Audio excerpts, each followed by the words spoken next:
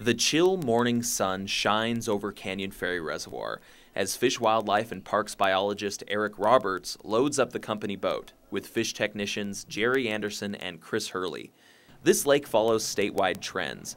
Angler activity has fallen about 30% from a high point in 1999, and these men are taking me across the lake to see what's creating some fishing frustration at Canyon Ferry: walleye.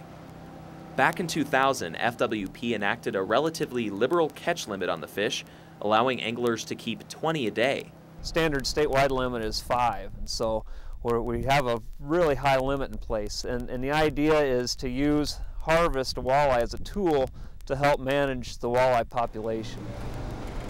But instead of getting 3 of these Merwin fish traps full of underwater critters, we get 3 tangled, rock-filled messes on the beach.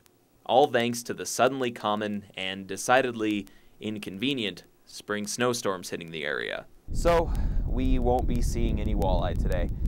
But here's what they look like. And really, there are a lot of them in there. FWP says there's so many, the predatory fish endanger the populations of perch and trout in the lake, thus the increased limit. However, not everyone likes the 20 walleye a day rule. At least one man thinks it might be a reason anglers aren't coming here as much. As the snow starts falling, again, Dean Rainier decides not to get out on the water. He's the president of the Upper Missouri River chapter of Walleyes Unlimited. He says 10 years ago, a lower limit made the average walleye a lot bigger. Most all the walleye fishermen like to catch the bigger fish.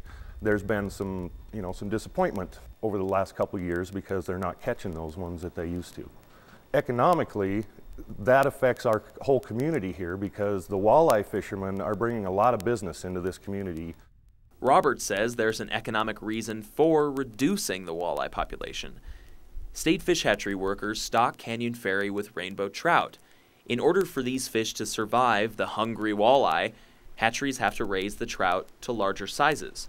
But there's an additional cost to that. It costs more money to raise an 8-inch fish at a hatchery as opposed to a 4-inch fish. They're in the hatchery longer, there's more truckloads of fish you have to haul over. At this point, Roberts and Rainier agree on at least one thing: anglers rarely reach that 20 fish limit anyway. Most self-respecting walleye fishermen will not keep 20 walleye. Very few people can catch 20 walleyes. It's just rare. Reporting from Canyon Ferry Reservoir, I'm Dan Boyce for Montana's news station.